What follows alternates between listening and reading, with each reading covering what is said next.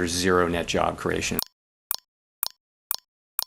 What is the definition of success? Working for Netflix, Meta, Google, Amazon? That makes absolutely no sense, and I'm gonna tell you why. In those big corporations, senior can earn between $300,000 and $500,000 in a single year. Juniors are around 150,000, but these numbers are completely irrelevant. The future is not about pizza Thursdays and playing foosball in a modern office of a corporation in Silicon Valley. Let's talk about it some more and break it down, and I want your input because if we discuss these things and if we talk them through, we can shape the trends, but we need to be conscious about them. Every April 1st, I make the same joke. It's been a running joke for the last couple of years. I simply write a post that I was just hired by Figma.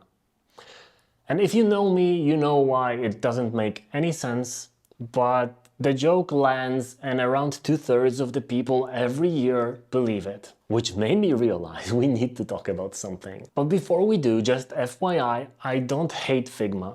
I simply criticized some things that they did, but we're actually cool. We're practically best buddies now. I still don't use it, obviously, and despite all the criticisms, I still give them credit for pushing the industry forward in a lot of different directions, and there is significant contribution there. Still not using it though. 2/3 of the people who didn't get the joke, and they congratulated me for starting the new position at a big corporation. And the name of that corporation here is pretty irrelevant. It could be anything. It could be Google, it could be Meta, Netflix, Amazon, you name it.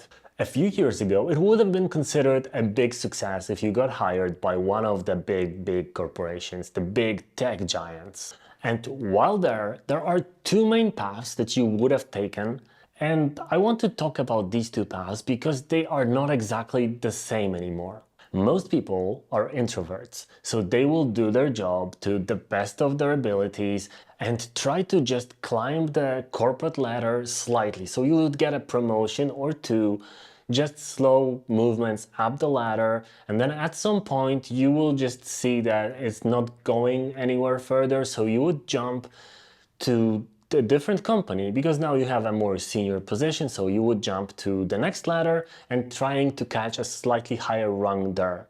And that would alternate, so some people would say 2 years at one company, 3 years at another, and at some point they are somewhere on that ladder, a little bit higher up than when they started, and hopefully they have a more stable and more predictable job. And then there are the extroverts who are also extremely ambitious people. These people don't jump ladders. Instead, they try to contribute to the product and the company in like a profound, big time, meaningful way. And what it gets them is they jump up on the same ladder, but a lot higher. So if they stay with the company and they actually show their worth constantly and pretty much also brag about it to everybody, so everybody believes that too, those people stay at the same company and eventually reach higher levels like VPs or C-level. This video is brought to you by Pageformance. This is my only non-health related startup for businesses and entrepreneurs and designers and developers who want to optimize their landing page, which can be a portfolio site to get more clients, or it can be a product to get more sales. And this is basically something I've been using for the last 10 years as very complex Excel sheets. And then I put all that knowledge and all that insight into a platform that I'm sharing with you now, and I'm super proud of it. This is something I'm using every single day. And now, back to the video. There is extreme volatility in the markets right now. Things are changing, and we can blame AI for some of that changes, and that would maybe be true, but there's a lot of other factors, including the prices of gas and oil, the political turmoils in different countries, political relations and market instability, investment opportunities, prices of commodities and real estate, and even moving to the suburbs because people are not commuting to work anymore. So there's like a billion factors contributing to a lot of changes and a much more unstable economy. But until this point, both those paths would be considered stable jobs. In one case, you just jump up the ladder so you become more and more successful and less replaceable. And in the other case, the introvert one, you simply get a little bit higher on a different ladder every time. So you just jump to the left and then to the right and then to the left again. So slightly higher. And because you have the experience and you've been to all of these big companies, then they just want to keep you because you probably have the know-how and you can actually contribute to them, even if you're not like an A player with that kind of bragging personality. But it's not as easy anymore. Just this year, 100,000 people were fired from tech alone, and it's only 2nd of April. Or no, actually, wait. I was writing this and it was 100,000, but then yesterday Oracle fired another 30,000 people, so it's actually 130K in 3 months in just the US. So that's a lot. The US also has a net zero job market. Effectively, there's zero net job creation in the private sector. Which means it's a complete stagnation where the same number of jobs get created as it is removed from the economy. And people are now auto-evaluated by AIs and placed in one of two Excel columns. One would be to keep for now, and the other would be to, I wouldn't say fire immediately, but I would say optimize the workforce because it sounds better, it doesn't have that negative connotation, right? Then another AI drafts the firing letter. And obviously it writes how regretfully we are here to inform you that your position at the company is no longer required, but we thank you for the continuous, 3 weeks of the time we spent together. And then it gets auto-send, and then 10,000 people get fired in a single click through an Excel sheet and a couple of AIs in between, with just one human deciding that it's time to optimize because there is a quarterly review coming from the investors and the stakeholders. And let's get to that first. So even if we're firing just the juniors at 150,000 a year, times 10,000, that's $1.5 billion saved in a year with just a single decision. And if you promise that right now using AI will actually help you be as productive or even more productive than with those 10,000 people, then the stakeholders and investors will sleep easy and also be happy that you just saved them $1.5 billion. Now, is it true that AI is going to fully replace these people and actually the company will be just as well running? Not necessarily. In many cases, it's actually proven wrong, and many of the companies that fired a lot of people later rehire them because they realized that is actually a lot of BS. But at this point and at this stage, nobody's thinking about it because you can always rehire people later if you really need to, but then in this quarter you just saved $1.5 billion. So no, tech jobs in big tech companies aren't safe and predictable and stable anymore. And there were cases when people got hired and they actually made plans to move to a different state or a different city and started the whole moving process. But then before they even started the first day on the job, another email came saying that, sorry, we had to optimize again and you're cut. And if you're thinking then getting into Google or getting into Netflix for a single month is gonna be helpful for your career, think again. If you say on your resume that you worked at a big corporation from October 2025 until November 2025, you might think it's a benefit, but in a way it's a red flag. Because if you go work for a smaller business, they're gonna think that because you worked at a big corporation, you're gonna want more money. So they can actually block you right away just for being a part of these big companies because it's just a single month. So likely your contribution wouldn't be huge, but you'd be expecting more money. So yeah, you're off the table. So looking at our ladders again, now we can see that there are some external factors that are adding these little parkour blockers below some of the rungs of the ladders. And they open and close, so some people can make the jump, but they need to be extremely lucky, like with everything in life really. But then a lot of the people will actually hit those blockers and then fall and hurt themselves. What I mean by that is that corporate careers are practically over. The end game for most corporations, with some exceptions, is to replace everyone, including the CEO, with some AI model and just let it run on its own. And in the meantime, they will fire people by the thousands, then see their mistake, rehire them again by the thousands, then fire some more, and it's gonna be unpredictable, unstable, stressful, and annoying. Of course, there is hope. But this is why I don't believe that congratulating me for starting a job at a huge corporation is in order. You probably could congratulate somebody if they just said it's their second or third anniversary at one of these big companies, because that likely means that they are already tried and tested, and pretty unlikely, even though it's still possible, that they're gonna get fired soon. But if somebody just joined a new company, nah. Okay, so what's left? Easy. Freelancing. Starting your own little agency, working for smaller and medium-sized businesses from the comfort of your home and your underwear. And we're gonna talk about that a little later. It is harder initially, and it gives you absolutely no security at first, but then once it clicks and once you get through a certain threshold, you're gonna be the only person who can actually fire you. And you wouldn't do that to yourself, now would you?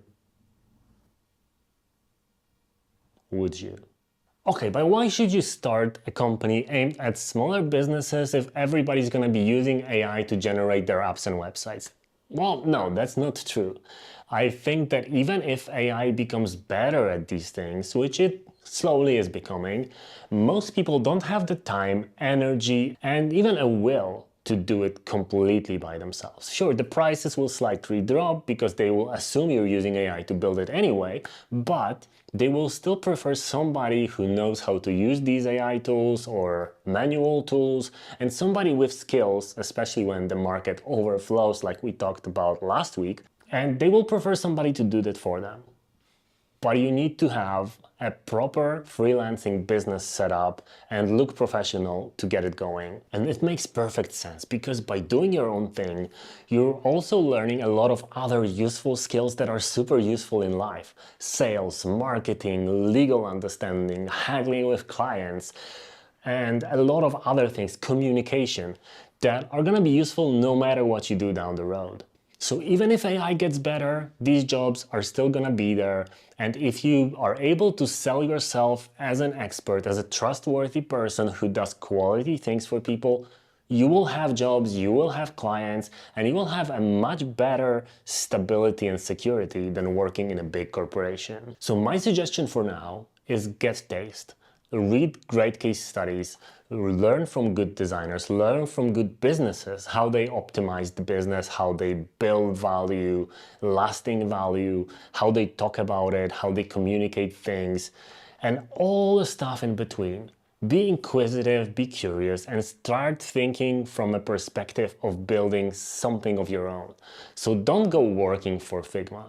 Build your own Figma, or another thing that you want to really build, or your little agency that you always dreamed of, instead of going to work for Amazon or Oracle. And you don't need to buy anything for that. You just need to put in a lot of time, but the sooner you start, the better off you'll be, because at some point when the firing accelerates even more, there's gonna be more people finally realizing that they need to go freelance and they need to start their own companies. So the sooner you start, the more ahead of them you will be. Now, this is not an ad. I'm just talking about it because it actually fits what we're talking about here.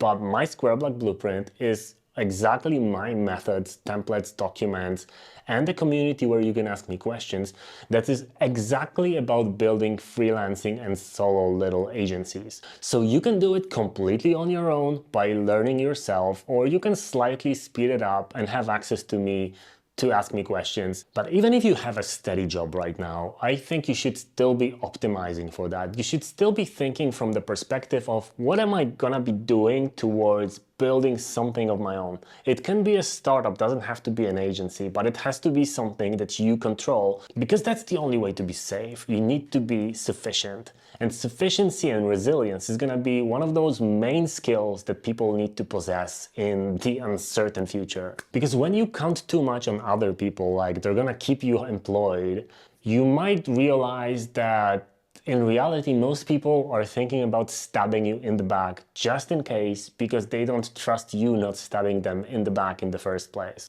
Even if you never actually considered it. Human race. Very nice. But you know what? You're gonna make it. And I know this because you watched this far. Most people with an attention span of a goldfish would probably click away in the first minute or two when seeing that I'm not sharing quick hacks over here. They want a quick hack, quick optimization, a prompt back to save their life, because the best way for them to do something or to achieve anything is with the least possible effort. Since you're watching this far, you're likely also reading articles by either me and other people, and you're reading them in full because you actually want to parse stuff instead of asking AI to tell you what it's about. That is the nature of people who are interested in getting better.